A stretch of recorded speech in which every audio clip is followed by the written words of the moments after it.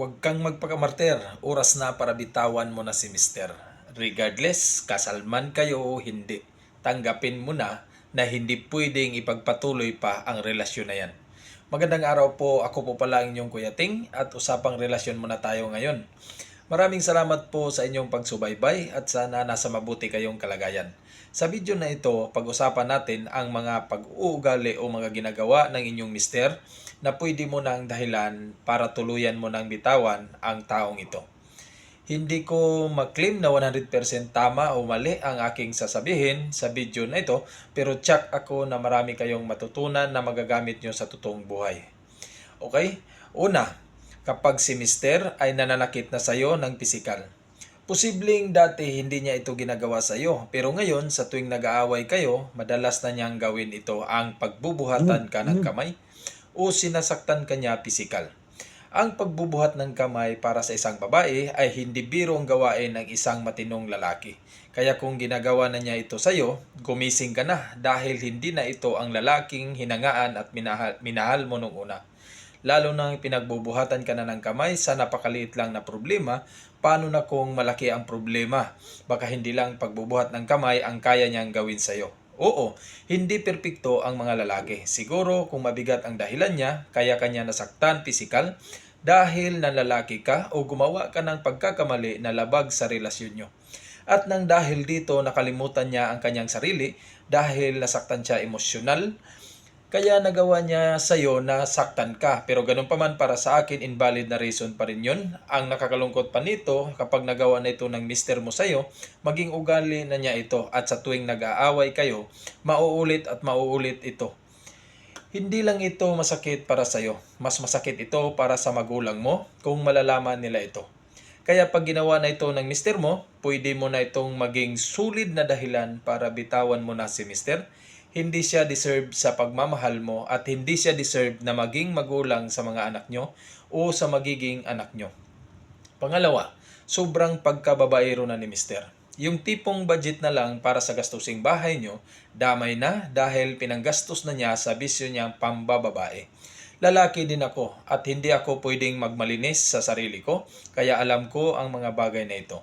Ang bisyong pambababae ay isa sa pinakamahirap na bisyo ng isang lalaki na kapag pinasok mo na ito, hindi pwede dito ang hindi ka gumastos. Yan ang totoo. Kaya kahit barya mo dito ay masisimot para mapagbigyan lang ang sarili sa kapiranggot na laman na kung tutuusin, kaya lang din naman ibigay ng asawa mo. Bisyong panira ng pamilya, bisyong may kakayahang sirain ang masayang pamilya. Kaya kapag ganito na si mister at hindi na nagbabago o hindi na niya kayang baguhin ang sarili niya, pues pwede mo na itong maging dahilan para iwanan mo na siya. Dahil doon din naman kayo pupunta sa bandang huli. Iiwan ka rin niya o di kaya iiwan mo rin siya. Kaya wag mo nang sayangin ang panahon kung ayaw na niyang magbago pa sa mga ginagawa niya. Pangatlo, palagi na siyang naghahanap ng away. Yung tipong pag-uwi niya ng bahay, konting problema, pinapalaki niya para makapag-umpisa lang ng away. Kumbaga, hindi na sanay na hindi kayo nag-aaway. Na hindi naman siya ganito dati. Yung tipong puro pasigaw na lang at pagdadabog ang ginagawa kung may ipapaabot siya sa iyo na mensahe. Hinahalongkat palagi ang mga lumang problema, walang katapusang paghahalongkat at minsan nanunumbat pa, nakisosyal lang ang nagtatrabaho. Mga masasakit na salita ang ginawa niya sa iyong pasalubong araw-araw ng buhay niyo. Hindi lang ikaw ang apektado, pati na mga anak nyo, nagkakatruma na sa palaging pakikipag-away ng mister mo. Kaya kapag ganito na si mister, kung ayaw na niyang magbago, pwede na nating masabing dahilan ito para bitawan mo na ang taong ito. Kaysa magtiis ka sa malaimpernong buhay na malayo sa mga pangarap mo. Pang-apat, sobrang siloso.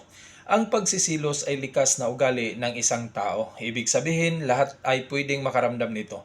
Pero ang problema nito kung paano mo ito makontrol sa sarili mo. Ngayon, kung si mister umaabot na sa punto na pati kapatid mo ay pinagsisilusan na niya, isa sa pinakapanganib na ugali ng isang tao ang sobrang pagkasiluso. Diretsuhan na lang tayo. Ang sobrang pagkasiloso ay pwede itong humantong sa pagpatay ng isang tao. Hindi lang sa pelikula ito nangyari, pati sa totoong buhay nangyari din ang mga ito. Kaya kung si Mister hindi na niya makontrol ang pagiging siluso niya, masasabi kong pwede na itong maging dahilan para bitawan mo na ang taong ito. Dahil magiging kalbaryo lang ang buhay mo dito. Kung hindi makapatay ang taong ito sa mga pinagkakasilusan niya, baka ikaw ang matudas nito. Kaya huwag mong sayangin ang buhay mo sa mga ganitong klaseng tao. Panglima, sobrang pagkasugarol. Marami ang uri ng taong sugarol. May mga sugarol na nagsusugal dahil ginawa lang nila itong pampalipas oras. May mga taong nagsusugal din dahil sobra-sobra naman ang kinikita nila. Pero kung si Mister ay isang uri ng sugarol na di baling walang makain ang kanyang pamilya, basta siya makapagsugal lang, ayos na.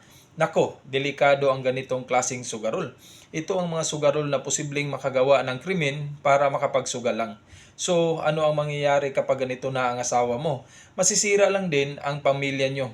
Dahil baka sa kakasugal nito, maisipan nitong gumawa ng kalukuhan o di kaya ay magnanakaw na lang para may pangsugal.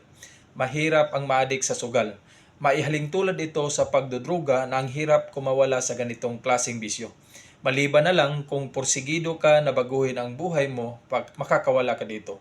Kaya kung ganito na si Mister, kung hindi na niya kayang baguhin pa ang kanyang sarili, iwanan mo na ito. Dahil wala ding mabuting mapapatunguhan ang bukas nyo dito. Pang-anim o panghuli, sobrang lasinggero. Ang pag-iinom ng alak ay likas ito sa mga kalalakihan lalo na sa mga okasyon at kasiyahan. Pero kung si Mister ay hindi na makakatulog kapag hindi makainom, wala nang ibang ginawa kundi mag-inom ng mag-inom na siya na ang maging dahilan para mag-aaway kayo palagi at posibleng hindi na makapasok sa kanyang trabaho dahil sa sobrang kalasingan palagi. Kumbaga naging irresponsable na Mister. Pwede na itong maging dahilan kung ayaw na niyang magbago. Lalo na dahil sa kalasingan niya, doon na lumalabas ang pananakit niya sa iyo, pisikal, at minsan pati mga anak niyo na pagbubuntungan na niya ng galit dahil sa mga problema nyo. Huwag mo nang patagalin pa, tuldukan mo na ang toxic na relasyon na yan. Ulitin ko, ang lahat ng mga nabanggit ko, posibleng gabay mo lang ito. Ang 6 na nabanggit ko, napakamalas mo na kung ang 6 na yan ay nasa pag-uugali lahat ng kasalukuyan mong asawa. Siguro masasabi kong kaya mo tiniis ang mister mo dahil kaya mo pa naman. At iilan lang sa mga nabanggit ko ang naging ugali ng mister mo. Sa huli, ikaw pa rin ang masusunod. Kung kaya mong tiisin lahat yan at gusto mong maging martir, ang masasabi ko, good luck. Sana darating ang araw na ma-realize ni Mister at magbago siya para sa iyo at sa mga anak nyo. Okay?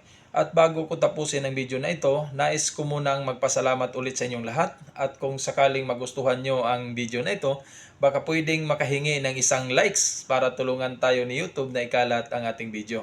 Maraming salamat po.